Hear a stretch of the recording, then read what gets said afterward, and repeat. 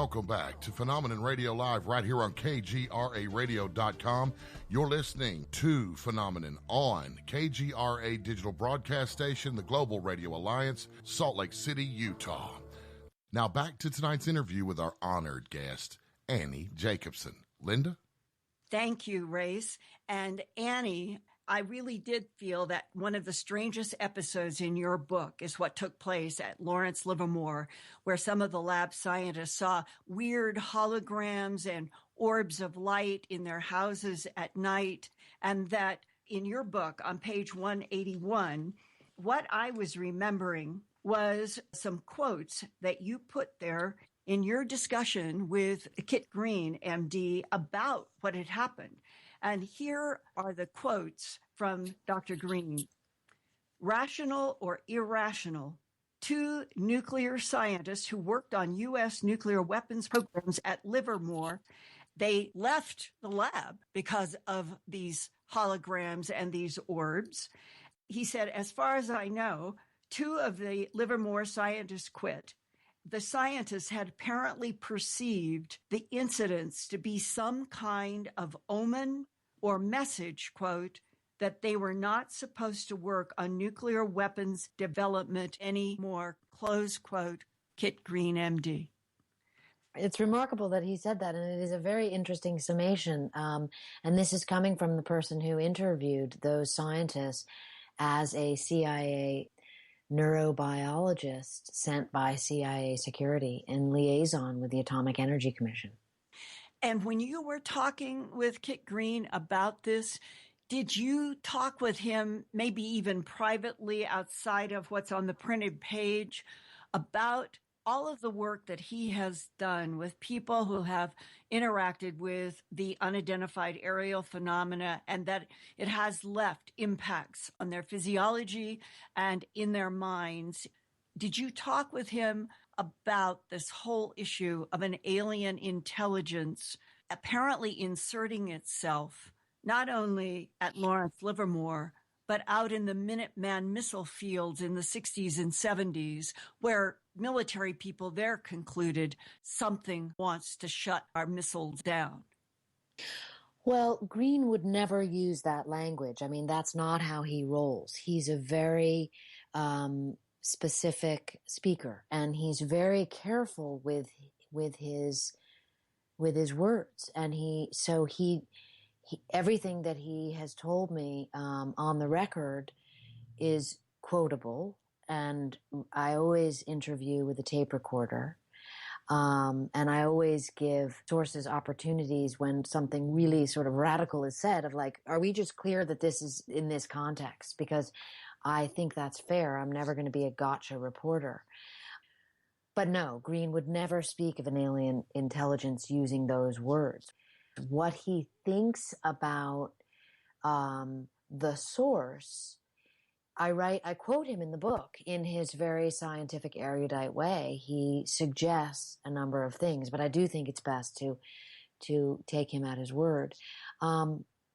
Interestingly, reporters working with sources talk a lot what's called on background, and that is a way in which to give context to certain situations, but not necessarily quote, because it's more, it's context. And so, yes, I do lots and lots of interviews with people where I get a sense of what they might think about things. And again, that informs me and my representation of them as a protagonist, as you said. But I really think it's important to be able to let people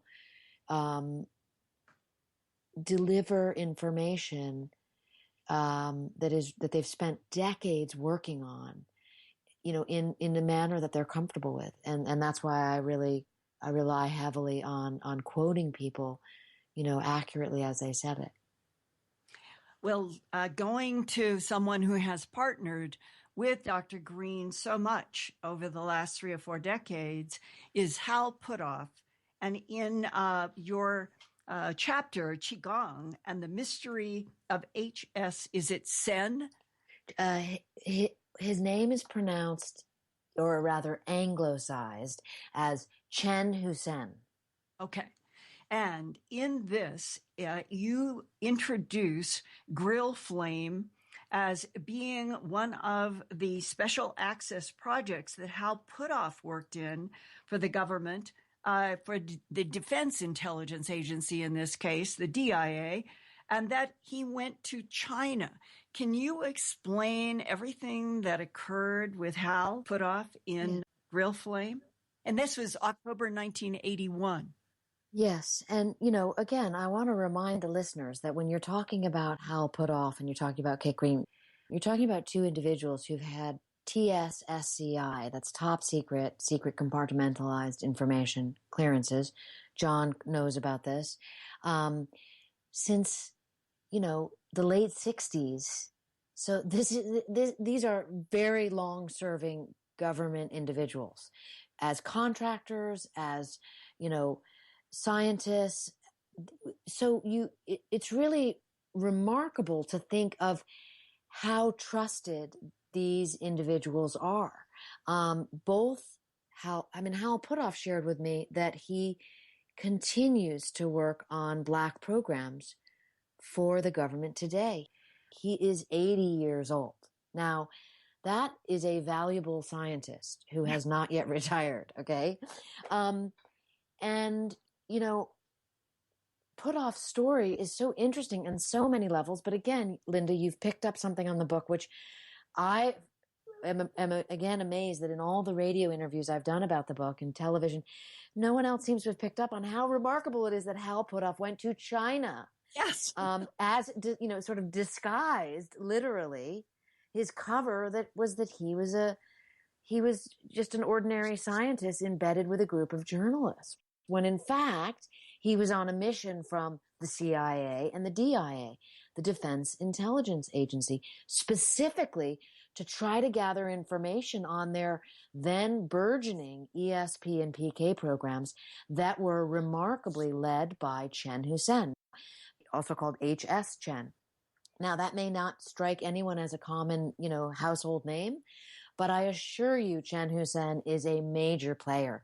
He was one of the original founders of JPL, NASA's Rocket Propulsion Laboratory.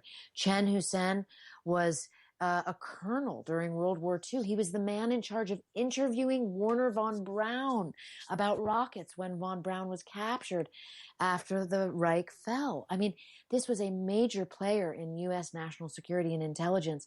And during the McCarthy era, he became a target of an FBI investigation. He was so insulted that he, in an exchange through the State Department with some POWs in North Korea, Chen Hussein went back to China, and boy, did he spend the rest of his life as a diehard communist, determined to bring China up to snuff in terms of rockets, satellites, and marrying nuclear weapons to ICBMs. And he did it all almost single-handedly. I tell the story of Chen Hussein in the book. And so in 1979, when the CIA learns that China has an ESP, PK, even teleportation program, this is astonishing because Chairman Mao, has been anti all of this. So why did it happen? Well, Hal Puthoff is sent to investigate. And what he can confirm is that Chen Hussein, the former U.S. JPL co-founder, is the man behind all of it. And I mean, the tension that you could feel, that I felt reading the CIA documents about this program, their discovery that Chen Hussein was behind it was remarkable. And it was extraordinary to be able to interview Hal Puthoff about this journey and hear his take on it. And, listen to him describe to me. Puthoff told me he saw a set of two Chinese boys who were twin brothers teleport nuts, little sort of seeds between their pockets. He had some remarkable memories. It was really a privilege to interview him. And Annie, did Hal indicate that he thought that the teleporting of the nuts between the kids' pockets was the same kind of force that everybody has been trying to understand is behind ESP and PK? Yes, and in his scientific, nomenclature, he stated that he saw it. Okay, so that's a first person witnessing POV. What he saw, he does not know and does not claim to know. I mean, was it teleportation, as in sort of science fiction teleportation? Was it him seeing, did they have an effect on his mind? In the book, I write about his interpretation on that. All kinds of theories abound, but this is that area of what the Chinese have been working on for thousands of years. I mean, they call it qi gong, vital energy. And Chen Hussein, in a declassified document I was able to have translated from Chinese, declares at this National Security Symposium in China that this is how the East will beat the West, because China knows about such things as anomalous mental powers, going all the way back to the I Ching, the Book of Changes in 1000 BC. And this again freaked the CIA out. I mean, you've got Chen Hussein saying this is how we're going to beat the West. And you have a quote from Dr. Jack Verona at DIA about all of the ESP-PK in China. And he said, now, China was added to a list of national security threats. And he said, quote, a potential threat to U.S. national security exists from foreign achievements in psychoenergetics in the USSR and China, close quote. That's right. That's right. You're absolutely right. And that's the moment where China gets added onto the psychic arms race list. And it really is a remarkable one. And psychoenergetics, by the way, is just a sort of fancy dressed up name for psychokinesis. I found it remarkable tracking the nomenclature, the language changes throughout the various decades as all these different scientists try to sort of distance themselves from what they consider sort of a hokey term from the past. And it's so interesting because it's all just ESP or psychokinesis, but no one ever wants to call it that. And so they create these names that are very apropos to the decade in which they exist. As you talked about in your introduction, now you have the Office of Naval Research, running ESP programs and calling them advanced perceptual competences and, perceptual training tools. I mean, these are 21st century terms for ESP. Psychoenergetics was a 1980s term. And would the Chinese word, I think sometimes it is spelled QI in your book, and some places do it as XI or something, but it's Qi. Qi, yes. And would you say that the Chinese perception of Qi and what Howe Puthoff was learning on that trip for Grill Flame would be identical to, let's say, the force that Uri Geller and Swan were dealing with in the experimentations at SRI and Livermore? Well, again, you've hit upon this very enigmatic sort of puzzle because, on the one hand, Qi to the Chinese, they have not changed their nomenclature. They are clear about what they believe that is, that it's energy. But, that is a no-no in the West. And so is it what Geller has? Is it what Pat Price has? I mean, is it what Angela Della Fiora, the DIA's top psychic, has? That's subject to interpretation. Yeah. Now, I had underscored, because I don't know that I had realized the sad and surprising and terrible way that the very talented remote viewer, Pat Price, passed from this dimension. And that working backwards from that, I wonder if you could share with the audience the strange way that Pat Price came into remote viewing and working with Howe Puthoff and others, and the talents that he had, and then what happened at the end of his life. Pat Price is such a mystery. I mean, anyone that you speak to who was involved in the program in the 70s will tell you that Pat Price was the most talented remote viewer they ever worked with. They talk about him, he's way up on the pedestal. I mean, Kit Green worked with him at length, and Kit Green was very interested in studying Pat Price's physiology. I write in the book about a couple really strange instances in which Green acted as the handler for Pat Price during, one of these, the outbounder, if you will, during one of these remote viewing experiences when Price had a heart attack or kind of a heart event, if you will. But the way in which Pat Price came into the program is so mysterious. Ingo Swann and Howe Puthoff set off from the office one day around Christmas. This is in 1973 to go get a Christmas tree at nearby in the next suburb over, a Christmas tree farm. And there's Pat Price, this kind of grizzled face, spry smile. He's short. He's in his mid-50s. And he says, if you ever need any help, I can handle anything. And he kind of metaphorically winks. And both Swann and Price, are perplexed by it. Like, what do you mean? And he says, I know about the psychic research program. Well, flash forward a couple months later, Puthoff is in a conundrum with Ingo Swann, trying to remote view what turns out to be an NSA underground facility back east, and the phone rings, and it's Pat Price saying, I can help. I mean, it's so uncanny.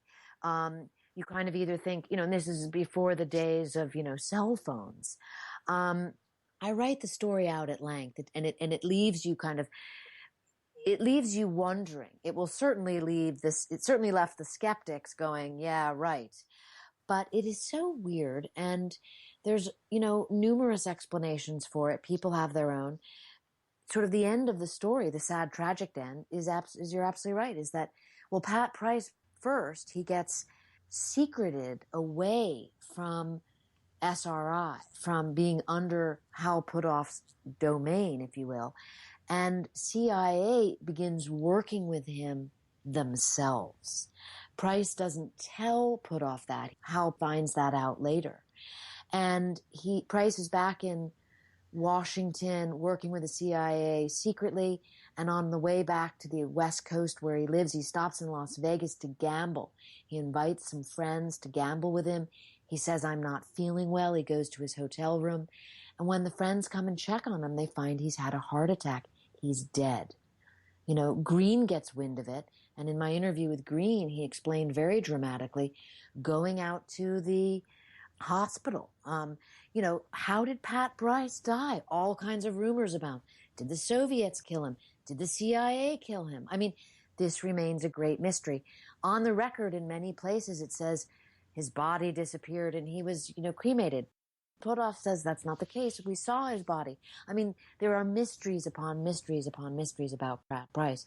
Jacques Vallée told me that he believes that and I found documents in CIA declassified archives to support this, that there's even a suggestion that the Church of Scientology was running Pat Price for their own insider intelligence purposes. I mean, there is no answer. It's a mystery.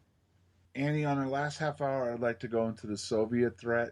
As we're going to break, I want to read a quote in your book. It was from a Soviet scientist, and you talked about how the Soviets went from considering it the occult to a weapon.